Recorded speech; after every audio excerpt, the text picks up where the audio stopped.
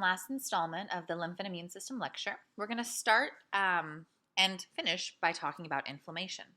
If you recall from the last video, we talked a little bit about inflammation and how C3a was the complement protein that was able to activate the series of events that took place to initiate inflammation. But what exactly is inflammation? So here we get into the nitty-gritty and all the details of how you start inflammation, the whole process of it, and the point of creating an inflammatory response. So what is inflammation? This is your body's mechanism of defending itself against nonspecific bacteria or pathogens. It is also the process that helps to repair the tissues infected by those pathogens. Now, the way to initiate and regulate inflammation is through a chemical group called cytokines. There are several different types of cytokines, and cytokines are simply chemicals that initiate inflammation and regulate inflammation. A few examples of cytokines are interferons, sometimes they're written as IFs, interleukins, ILs, or something called tumor necrosis factor, TNF. These guys can act in short range to signal their neighboring cells to also begin inflammation. And they can also act on their own self cells with autocrine signaling to help themselves regulate their inflammatory response. So, what is the process of inflammation? Well, it's a 4-step process. I've broken it down into each step, and I'm going to explain each step. Number 1, mobilize your body's defenses. Get those cells ready to attack. Number 2, contain and destroy the pathogens. 3, clean up the tissue. Get rid of the dead pathogens, get rid of any dead cells so that you can repair the tissue. We're going to go into each one of these. And then here are the 4 signs of inflammation: heat, redness, swelling, and pain. If you recall the example I gave on the previous video, when you're pulling a hangnail from your finger, if you're a nail biter, you know what this is. So on the side of your nail, sometimes you have like little skin or little pieces of nail, and if you pull it, it pulls all the way back. And sometimes it bleeds, sometimes it doesn't. And what you'll notice is that that tip of that finger gets warm, it starts throbbing, it hurts, it swells up a little bit. All of that are signs of inflammation. There is a reason for every single one of these reactions. Heat is called hyperemia. Redness is because of the increased blood flow to the area. Swelling is because of increased lymphatic fluid to the area. And pain is to let you know, hey, this area is damaged. Please stop using it until we can repair it. So we're going to go through each one of the steps of activating inflammation. And of course, step 1 was mobilize those defenses. Let's get ready to attack. The immediate effect is going to be to get leukocytes to the site. So leukocytes, these guys are white blood cells. If you recall, there are a group of 6 main white blood cells, and we're going to get those to the site. So we want to have transport for them. We're going to start hyperemia. And hyperemia is going to be increased blood flow due to vasodilation. And you're going to secrete some chemicals like histamines, leukotrienes, and other cytokines. And these chemicals are going to help dilate blood vessels, prevent blood clotting, and they're going to be the signal that calls over all the other immune system cells to attack the bacteria.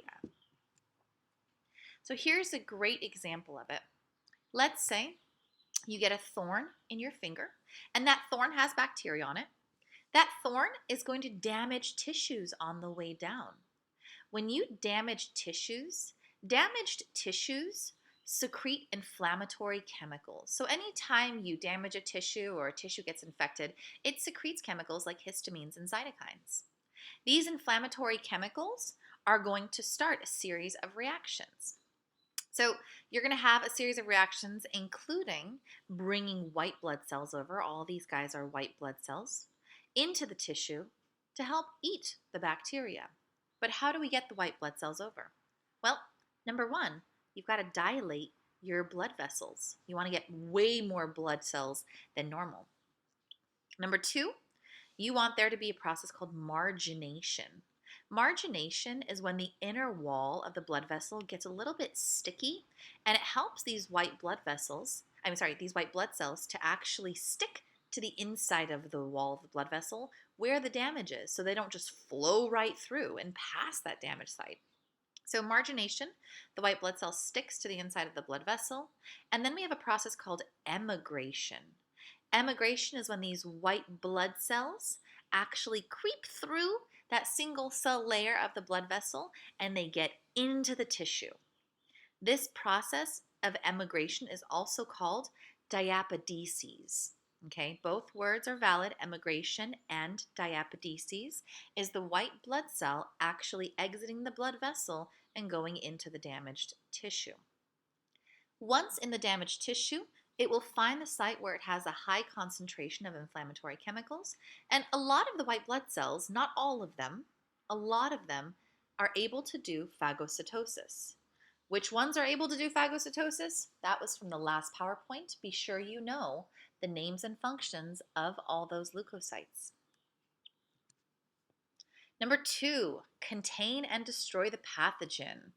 So the whole point of inflammation is to, number 1, of course, kill the bacteria. And number 2, prevent it from spreading to other places in your body. So we have a 2-step mechanism where we are going to wall off the damaged region, yet keep blood flow moving. Fibrinogen is an inactive protein because it has the ogen on it that you will eventually convert into fibrin, and this will create a sticky mesh around the tissue of the damaged region. Heparin is a chemical that prevents blood clotting in the blood vessel because you want to keep blood flow moving. So this is in the tissue, this is in the blood vessel. The last thing are neutrophils. Neutrophils are going to accumulate pretty immediately within the hour, and neutrophils are going to secrete even more cytokines to call over more macrophages so they can do phagocytosis of the actual infection. So the tissue cleanup portion of this is going to be made up of monocytes, and we use monocytes because those are the cells that are the precursors for macrophages.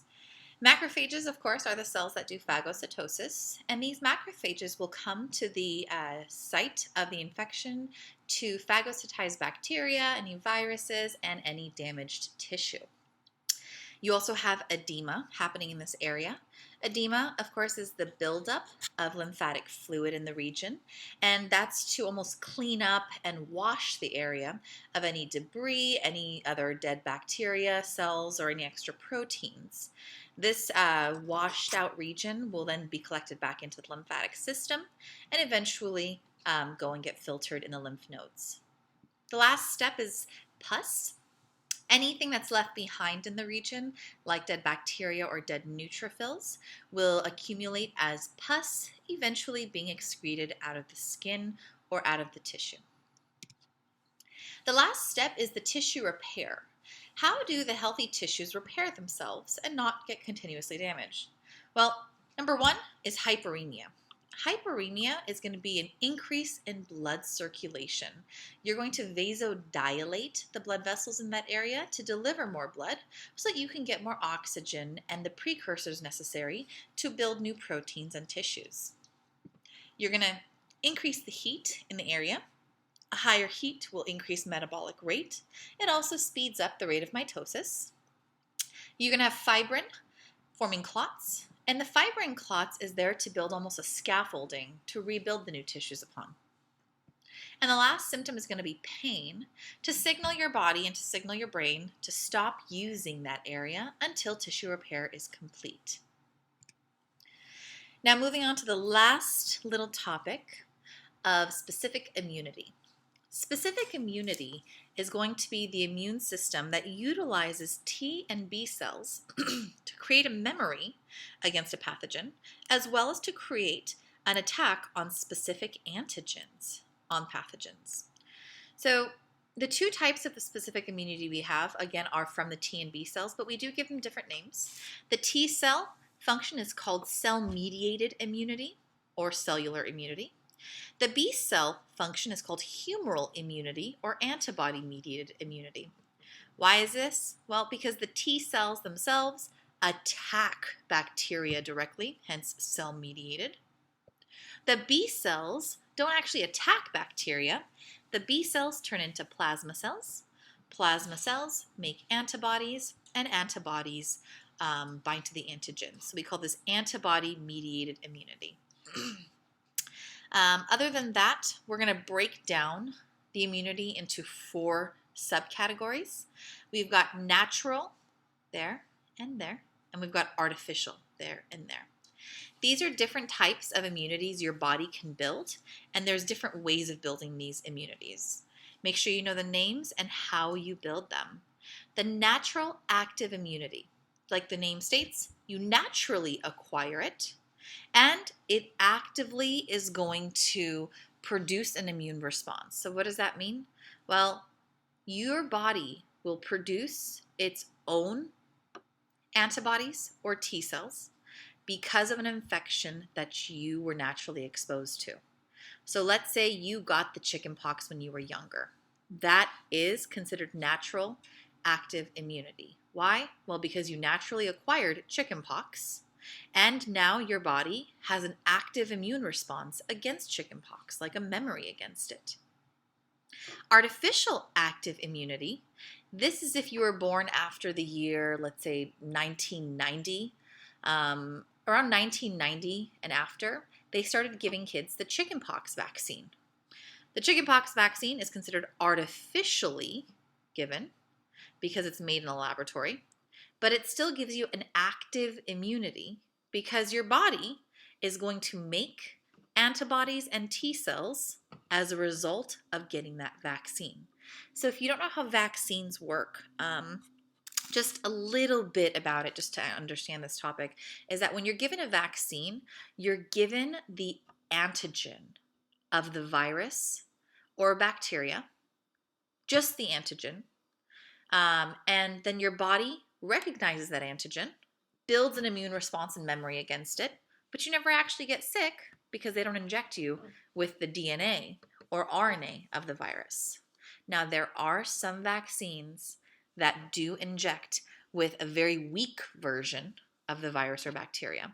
But in this case, in this example, we are going to assume that we're only giving the antigen to activate antibody production to create an active immunity due to an artificial presence of antigen. Natural passive immunity and artificial passive immunity.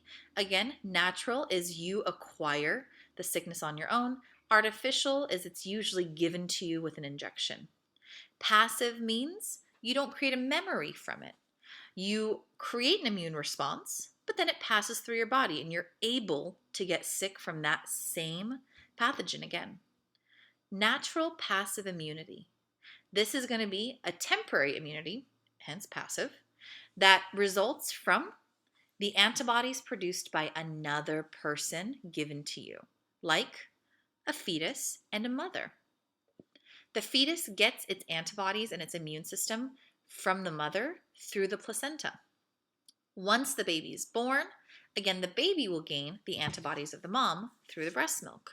It is natural because it does not come from a laboratory, but it is passive because once that child stops breastfeeding, it will no longer have the presence of those antibodies.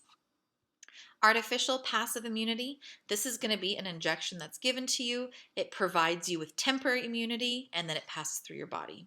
A great example of this is like anti-venom. Let's say you get bitten by a snake and then you go to the hospital. They're going to inject you with anti-venom. This anti-venom was made in a laboratory and injected into the patient, so artificial.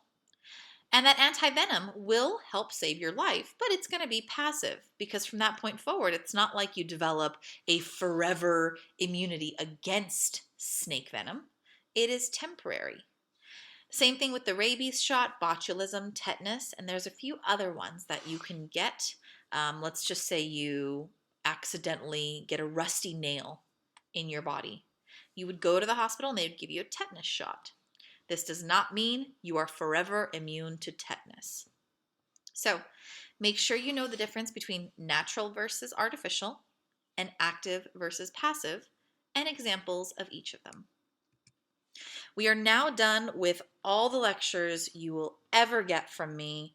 I know it's a very sad moment, but this is the last lecture that's going to be on your lecture exam. And if you have any questions, please do not hesitate to contact me. And I hope you're all doing well. Talk to you soon.